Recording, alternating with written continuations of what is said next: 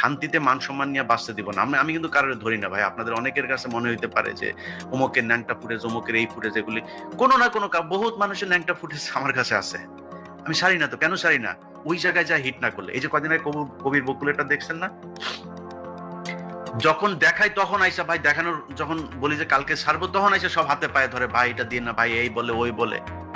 আমি তো এই আপনাদেরকে ওয়ার্নিং বহু আগে দিয়ে রেখেছি, ছাড়বো না তো। আপনারা যারা প্রথম আলো, ডেইলি স্টার এই জায়গায় যেতে না করেছিলাম, এই আন্দালিব রহমান পার্থ আছে না, আমি যেইখানে পাবো, যেই অবস্থায় যেই জিনিস পাবো ছেড়ে দেবো বলে রাখলাম। পার্থ ভাই দেখবে হয়তো, পার্থ ভাই মাঝখানে ফোনও করছিলেন, আমি এর আগেও একবার বলেছিলাম, উনি আমাকে ফোন দিয়েছিলেন, ইলিয়াস তুমি আমার এমনি বললা।